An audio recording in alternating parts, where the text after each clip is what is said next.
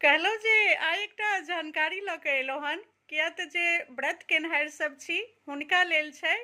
पहिने तऽ ई सुनि लिअ जे 15 दिसंबर 2025 ई जे सोमवार अबैया, सोमवार के दिन 15 दिसंबर के दिन अपना बहुत बढ़िया ई पुत्रवती के लेल ई एकादशी होइ छै।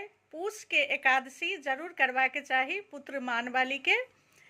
और ई एकादशी जे छै से सोम दिन अछि, 15 दिसंबर 2025 ई सोम दिन ई एकादशी अछि, पूस के एकादशी। पुत्रवती वाली ई एकादशी करबे करै छथिन तऽ सभगोटा जरूर करब। लेकिन आब जे एखन 4 दिन अछि ने, नीकसँ खा पी कऽ मजबूत भऽ जाउ, एहि दुआरे जे भगवान जी परीक्षा लऽ रहलथि हन।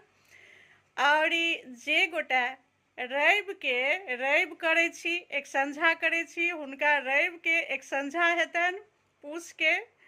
और सोम के एकादशी हेतनि, ई 14 दिसंबर 2025 के कहि रहल छी, जे रवि के एक संझा पूस वाला, सोम के एकादशी और मंगल के मंगल मंगल के मंगल व्रत हैत।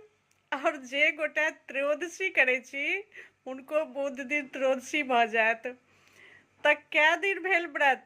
रवि 1, सोम 2, मंगल 3, बुध 4 ई 4 दिन जे छै से बहुत जे व्रत ठन्ने हेथिन हुनका लेल ई सब कनि भारी पड़ि जेतनि। किया तऽ रवि के एक संझा भऽ गेल 14 तारीख, 14 दिसंबर। सोम के जे छै से एकादशी भऽ गेल। ई पुत्रमान वाली पूस के एकादशी लोक करबे टा करैत अछि।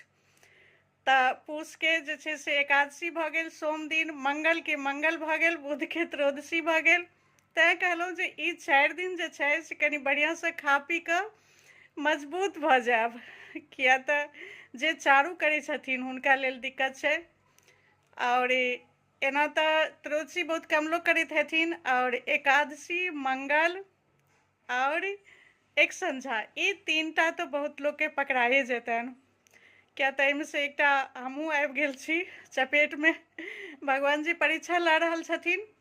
क्या तऽ एकादशी सोमवार के अछि और रवि के एक संझा रहत, और मंगल के तऽ मंगल रहबे करत। बहुत गोटा मंगल के साँझ में पारण कऽ लै छथिन तऽ सेहो रहै छै, लेकिन बहुत गोटा मंगल के साँझ में पारण नहीं करै छथिन तऽ हुनका लेल जे छै से फेर बुधवार यानी कि 3 दिन जे छै से ई सहैवला व्रत पड़ि रहल हन।